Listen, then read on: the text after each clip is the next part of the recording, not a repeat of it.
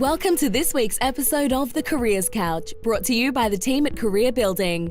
Join the team as they talk everything about careers, recruitment, HR, and all the latest news and market trends from different industries. Recorded live in the Sydney studio at the Career Building HQ.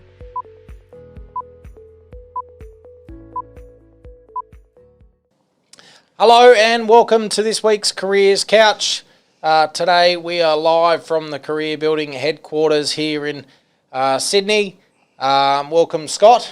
Thank you, Byron.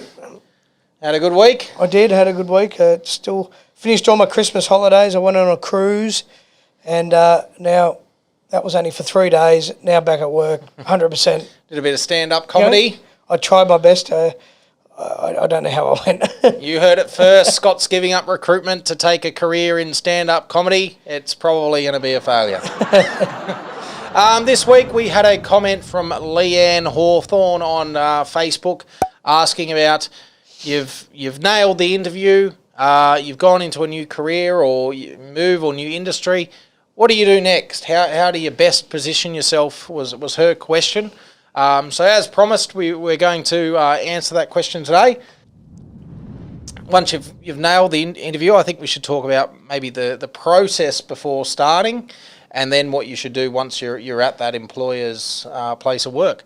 So you've just gotten your job offer, Scott. What should you do? You finished your interview and you've been offered the job. What do you think you should do? Yeah, absolutely. Well, once you get your job offer, it's important to go through it all, reference it with a couple of people. You might have some people that are legally minded. The recruitment consultant's probably seen 1,000 contracts as well, so that they can give you a hand to make sure it makes sense.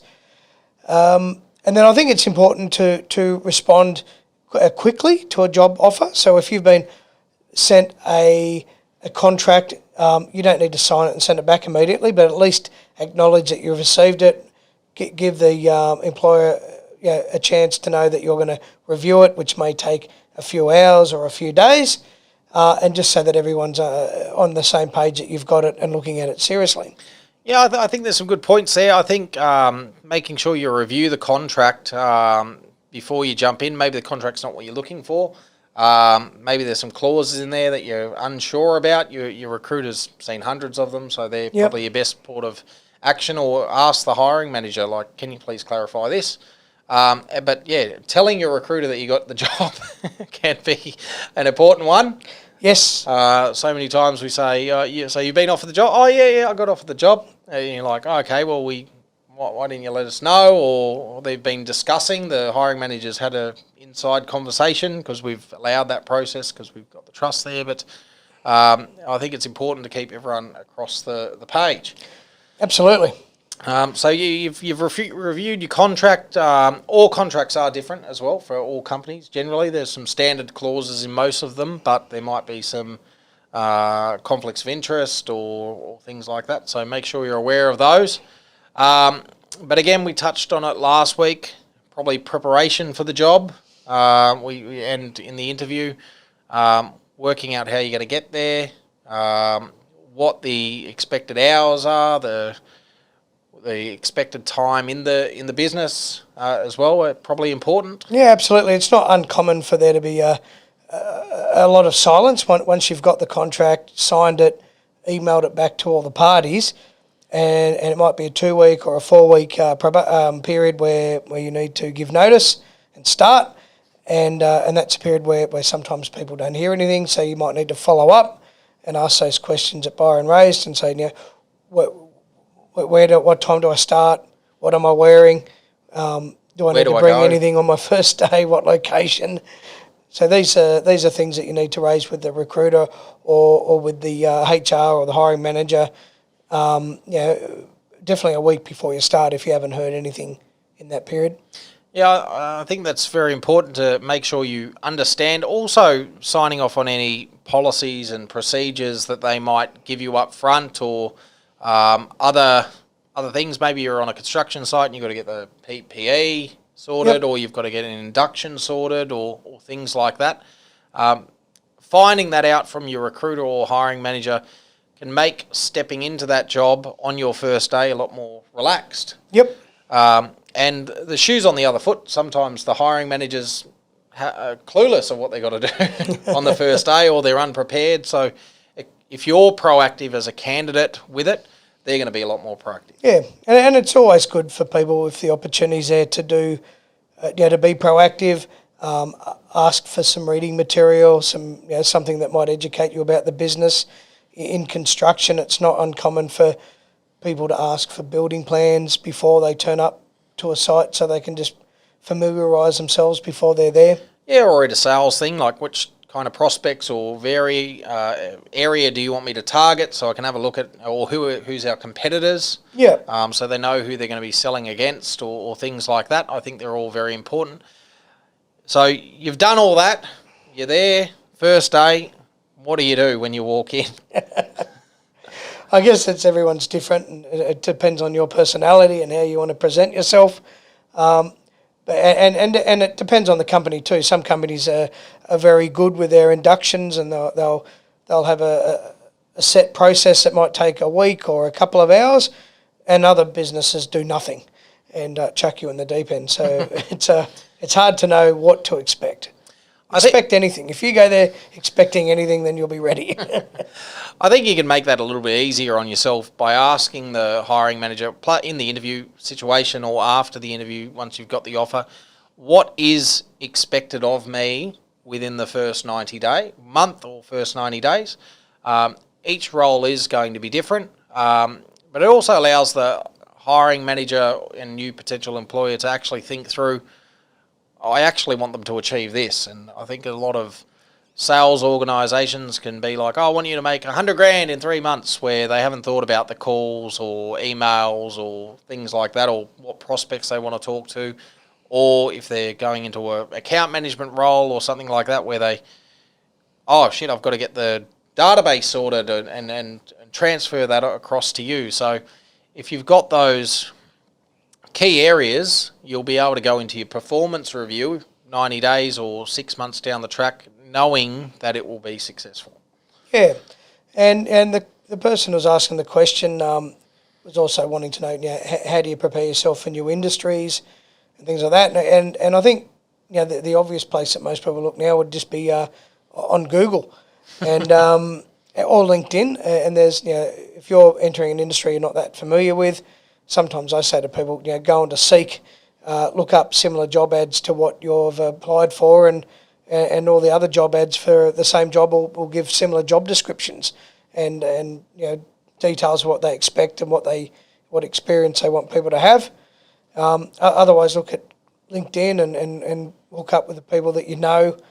And I'm sure if you send a few messages to some people about some questions, if they're sincere questions, I'm sure they'd answer. I think it's a lot easier to get that information than it probably was 20 years ago when you started your career. You check the newspaper and hope for the best.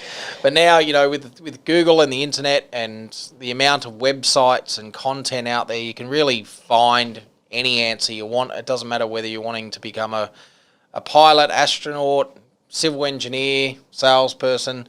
There's going to be something out there that you'll be able to find to help you go into that industry, regardless of what the position is. Absolutely. A good recruitment consultant should know everything there is to know about the industry and the employer as well.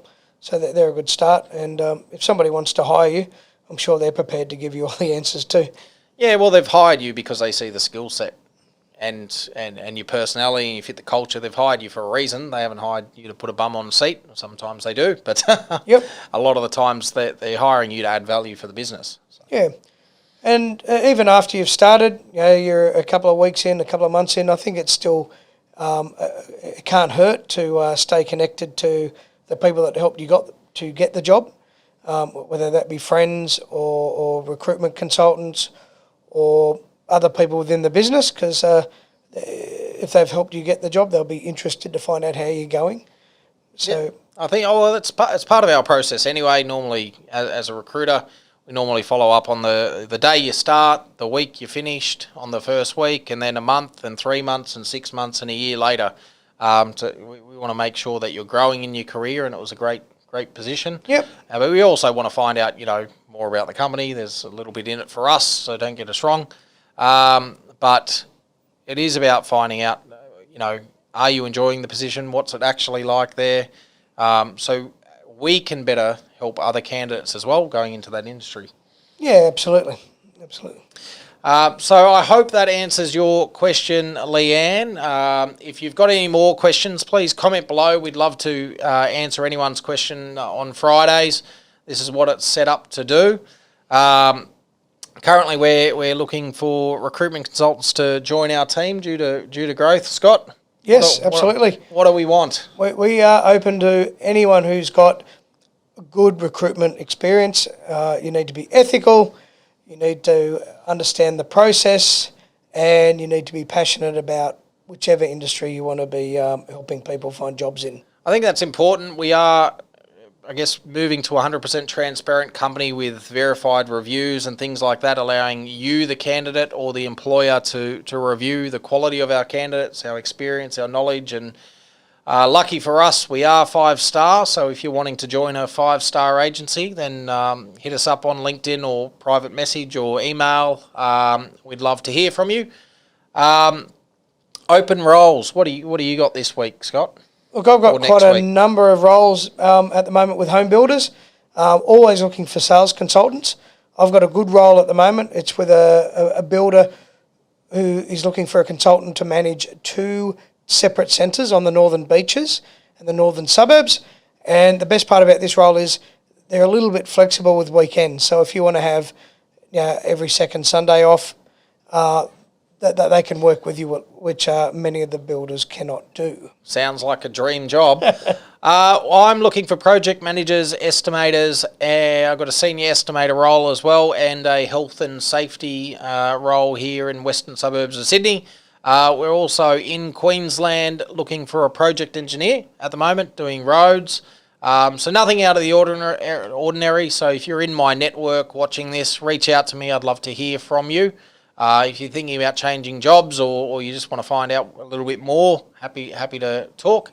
Any other tips or news that you want to share, Scott? No. Anyone who's been working for a home builder and looking to change jobs, I'm happy to have a chat anytime. Excellent. Well, this week has been all about you guys and answering your questions. We will have a few guests coming up in a few weeks from review platforms and hiring managers and the likes. Make sure you like, subscribe and follow regardless of the platform that you're on. We'd love to hear your feedback as well so we can improve, and we hope you have enjoyed this week's episode.